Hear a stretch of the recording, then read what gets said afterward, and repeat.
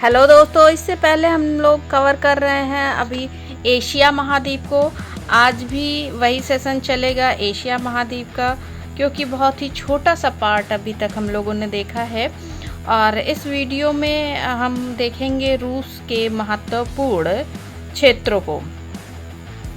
रूस बहुत बड़ा देश है, ये विश्व का सबसे बड़ा देश है।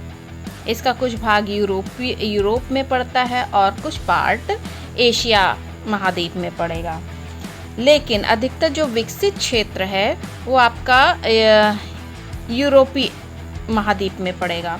और एशिया महाद्वीप में अधिकतर क्षेत्र का विस्तार इसका है। मैप में ये देखिए, यूराल पर्वत है जो यूरोपीय रूस को एशिया रूस से अलग कर रहा है।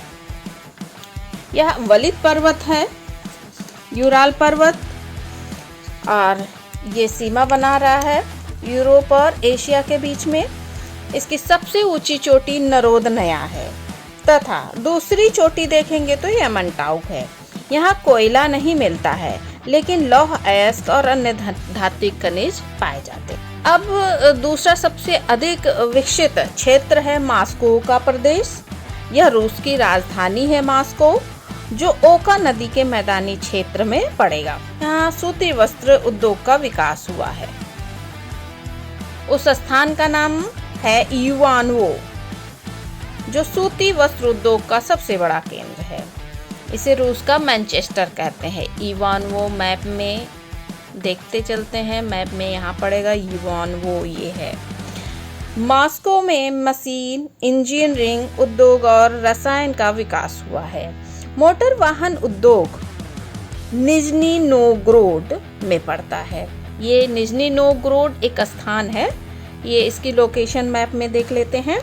इसे रूस का डेट्रॉयट भी कहते हैं। सोवियत काल में निजनी नोवगोरोड को गोर्की के नाम से जाना जाता था। ये वोल्गा और ओका नदियों के संगम पर स्थित है। अब तीसरा सबसे विकसित जो प्रदेश है वो यूराल प्रदेश है। यहाँ पर दो पर्वतीय क्षेत्र पड़ेंगे, उफा और पर्व। यहाँ पर खनिज तेल भंडार का उत्पादन होता है। एक और क्षेत्र है एकातेरिनबर्ग। यह स्थान देखिए मैप में यहाँ है। महत्वपूर्ण औद्योगिक केंद्र है ये, जो ट्रांस साइबेरियन रेल मार्ग पर है। यहाँ इस्पात उद्योग का विकास हुआ है। दो स्थान ऐसे हैं जिसे निजनी टैंगल और मैग्निटोगोर्स्क के नाम से जाना जाता है। यहाँ इस्पात उद्योग के अन्य केंद्र भी हैं। कुजबास से ये देखिए मैप में यहाँ है। पश्चिम साइबेरिया के दक्षिण में जब आएंगे तो यह प्रदेश पड़ेगा, कुजबास प्रदेश ये है। यह स्थान कोयले के भंडार के लिए जाना जाता है।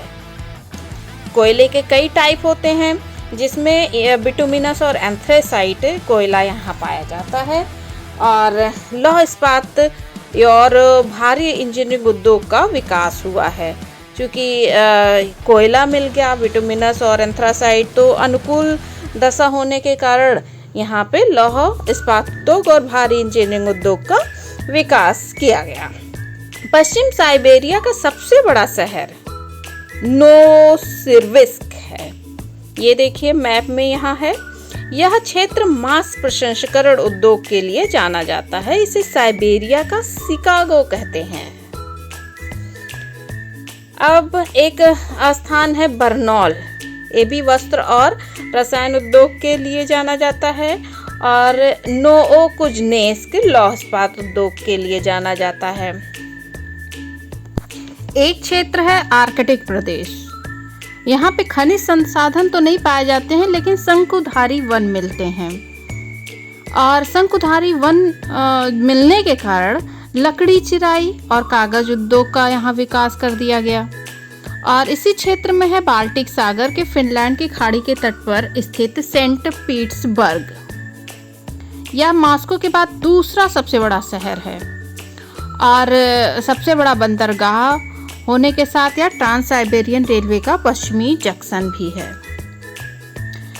यह रेल मार्ग सेंट पीटर्सबर्ग से प्रारंभ होता है और मॉस्को, कजान, एकातेरिनबर्ग, ओमस्क, नोवोसिबिर्स्क कार्सनियास्क, अंगारस्क, इकुर्स्क, उलन उदय, चीता तथा खैब्रोवस्क से होते हुए व्लादिवोस्टोक तक जाता है।